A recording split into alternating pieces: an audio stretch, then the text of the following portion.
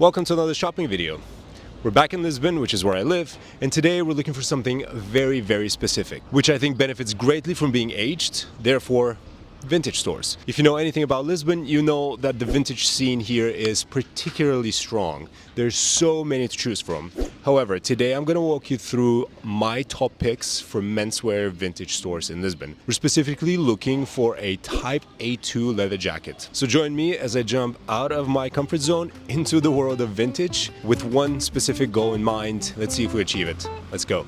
This is going to be a long and tiresome day, so the first stop is always coffee. And once that's down, we're off to the first store on the list, which happens to be a mere 2-minute walk from the cafe. Third thrift store. This one is a fairly new addition to the vintage secondhand scene in Lisbon. It opened in June 2024, and the owners run another 2 shops in walking distance to this one, so you could easily turn this into a mini tour within the tour. The interior has been well preserved, and you could see the exposed walls and floors left from the previous occupants, which further enhances the experience, and it's only fitting for a vintage store. Upon entering, you're welcomed by an impressive selection of denim and leather, beautifully curated on a single rack that spans an entire wall top to bottom. In general, the visual merchandising here is on a really high level, with color and article coordination, which makes finding what you're looking for extremely easy. That is if you're lucky enough to stumble on your size, of course. Unfortunately, that was not the case for me today, despite the impressive selection of leather goods. I went through the shop and I checked out the tie section, as one must, but nothing really stood out to me that much. I'm happy to take the L here, as this is only the first stop of the day. Next, we've got a real gem in my book and a place I find myself going back to quite often, Club Royale. Just a 5-6 minute walk down the road from Third Thrift, Club Royale is much more than just a vintage store. They run events and workshops, which makes for a lovely community feeling, not to mention that the owner's dog is quite often randomly just chilling on the counter. Unfortunately, that was not the case this time around. Either way, the selection at Club Royale is very well curated, and oftentimes you can find luxury items at incredibly affordable prices, like this silk Bulgari tie for around 30 euros. I wasn't able to find a Type A2 leather jacket here, but I spotted this boucle vest, which I thought would look great with a shirt and tie. However, the size gods were not on my side, so I had to take yet another L on this one.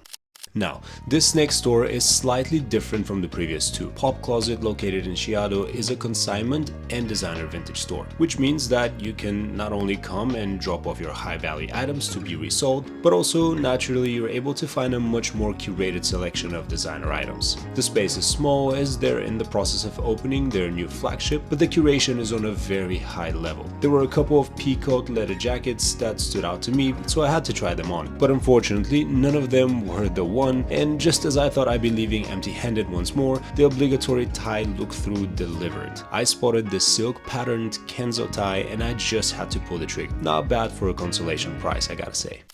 Without wasting any time, we headed straight over to the next shop, and from my research, this one promised to deliver on leather goods and specifically menswear, so naturally I was excited. New Jester Vintage is described as the only menswear vintage store in Lisbon, and I think it's true. The shop has an overwhelming amount of menswear inside, but still manages to be very well organized and decently curated for its size. I had a quick look through the store, but naturally gravitated quickly towards the leather jacket selection, which was the largest I had seen up to that point. The first jacket I tried on was this beautiful bomber with a shoestring hem as opposed to the traditional ripped hem. I really liked the color and the fit, however the sleeves were way too short, so that was a deal breaker for me. The next one I was able to find was this black rider jacket that fit like a glove. It's beautifully cropped, but honestly I just couldn't see myself wearing it often, and truth be told, I'm really after a Type A2 jacket. So I decided sensibly to put it back on the rack and quickly forget about it before I changed my mind and splurged on an impulse buy.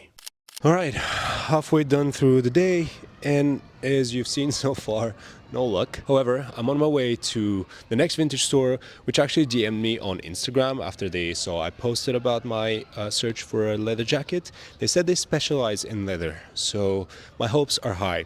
So we'll go check out this next store and hopefully they have something that I like and we don't end up with just a tie for today.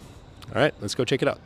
Malala Vintage, easily my favorite store of the bunch. Not just because of the warm welcome by the main man here, Ilio, but also because of their great garment selection. The shop closely resembles a concept store, only with vintage stock, which naturally makes the selection here highly curated. From these gorgeous handbags to a large collection of vintage frames, vinyls and books, and of course an extensive leathers collection. This one double-breasted jacket was particularly interesting and it fit really nicely, however it was way too thick and heavy, and it just won't get the wear it deserves in Lisbon. And honestly, I'm just not sure how I feel about the double lapel situation. Now, I was extremely lucky to have caught the owners being there that day, and they showed me around their warehouse where I got to browse some of the stock that hasn't made it to the shop just yet, which was such a unique experience. Needless to say, Ilio was an excellent partner in crime, and he made sure I left no stone unturned in my search for the one leather jacket. As luck would have it this time around, I wasn't able to leave with a purchase. However, I am most certainly coming back as soon as possible, as this store has cemented itself as one of my Lisbon's top shopping destinations.